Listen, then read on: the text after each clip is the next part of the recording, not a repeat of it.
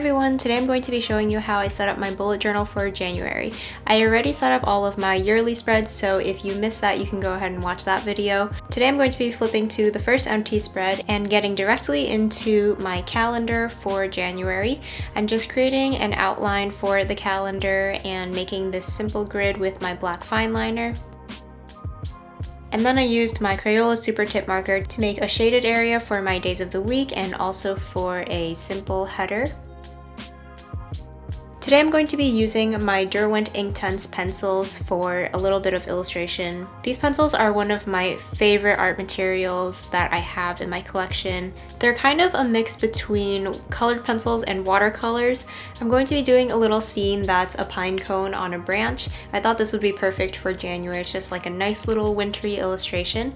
I'm starting off with a light brown color, and you can see that I put very little pigment down with my pencils at first, just to create a very loose sort of outline for where my shape is going to go. Then I take a very fine tipped brush with very little water on it, and I just blend that out so that it's kind of just the general shape of the pine cone that I want.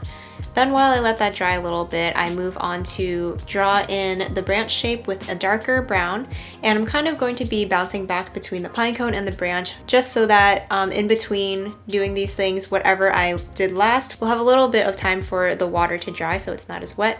By the way, if you don't have these specific pencils, you can definitely go ahead and try this with color pencils or just regular watercolors.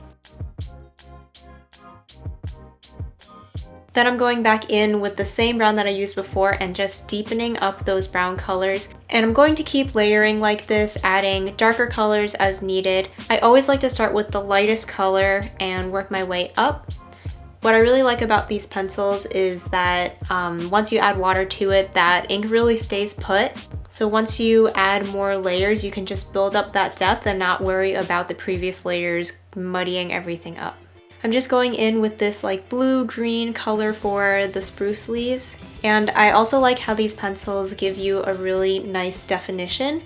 I think that if you were gonna go in with just like a pure watercolor, it's hard to get those feathery kind of tips with the brush that you can get with these pencils. I like how you can still see sort of those pencil strokes because it gives more of the definition of the pine needles. I'm just gonna keep on layering colors on top of this until I get the amount of color, definition, and shadow that I like. These days, it's not easy. Ooh, 'cause you say you don't need me. After I finished this illustration, I realized that the blue color that I used for my header earlier was just a little bit too bright next to these illustrations. So I went over it with a gray marker and it kind of turned it into this like darker denim blue color, which I think worked a lot better. I'm going to be adding a little bit of outlining with a thin fine liner around my header and also the illustration. I'm not outlining the entire thing, but just giving it a little bit more definition. And then I'm also going to go in with this really beautiful metallic silver marker that I have. It looks almost like a silver foil once you put it on, and all you need is a couple of dots in a few of the highlight areas of the illustration, and I think that it really brings it to life and also makes it a little bit more festive. At the bottom of my page where there's a little space underneath the calendar, I'm going to be adding a couple more illustrations, and these are going to be of acorns. And I always make sure that I leave a little bit of light area so that it looks like there's light reflecting off of my objects so that they look more three-dimensional. I always think it's easier to start off lighter and then to work your way up adding more color, because it's really hard to take away that pigment, especially if you're using something like watercolor, which you can't erase. It's kind of like seasoning when you're cooking. You always want to start with less and then add more as needed. So I'm going to go ahead and put up the different codes and names of all the colors I'm using, and you can just go ahead and watch the process. It's not easy.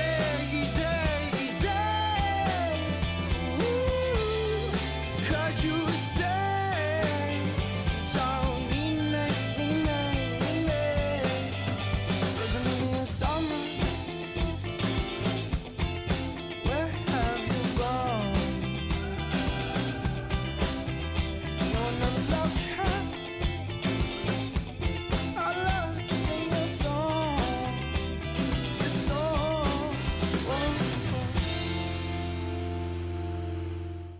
Again, I just added a little bit of detailing with my fine liner and the silver metallic pen, and after my illustration's done, I'm just finishing off the page by adding all of the numbers to my calendar, and I'm adding the headers with a white gel pen for my days of the week.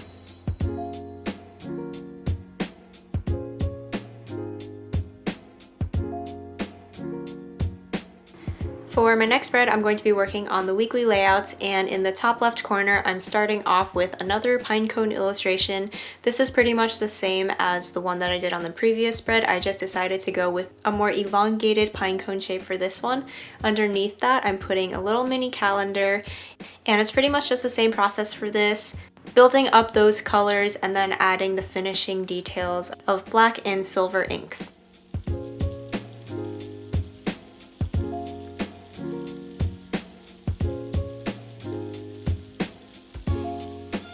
Underneath that, I'm going to have another little section, and for that one, I want to have a little pine needle illustration, so that was really quick and easy to do.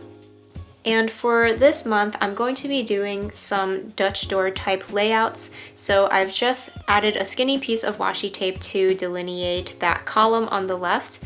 And for the next 3 pages, I'm going to be cutting off a little strip off the side of my pages so that when you turn it over, you can still see that column that I've created on the left. Then on the spread after that, I'm not going to cut that one, and instead the column on the right is going to be, again, something that you can see every week. So for this, I want to have a little small version of a habit tracker. I only have 3 things on mine, but you probably have room to add 4 or 5 things if you need more. And I just number 1 through 31 all the way down for each day of the month. I really love doing this, especially for January, because you can really have all your habit trackers on the side, no matter what week you're on, and be able to see everything. This is especially good if you have resolutions for the beginning of the year. The inside of all of these spreads is going to be the same for every week. I'm just creating a nice simple layout that I know works for me. If you have a favorite weekly layout, you can go ahead and plop that in for each of these weeks, or you can do something different. I just like to have each one the same, that way when I flip through all of them, it's really nice and neat looking. And doing layouts like this are also really quick, because even though we put in the time to do some nicer illustrations on the left side, that's pretty much all you have to do for all the weekly layouts, because there's no other illustration that goes into the inside flaps for each week. So that's it for my setup for January. Pretty quick and easy. It's really just making like 2 different spreads since the weekly layouts are all together in this one bunch. But I really like how it came out because there was a little bit more effort put into the illustrations by using those inktense pencils. Those little pops of like detailed watercolor illustration makes it really special. Also, just as a side note, even though I did use like a water-based media and I did go over certain areas quite a bit with my brush, this journal held up really well to water. There's barely any buckling, so don't be afraid to try out different art supplies in your bullet journal. I hope you guys enjoyed this. Thank you so much for watching, and I'll see you again next time.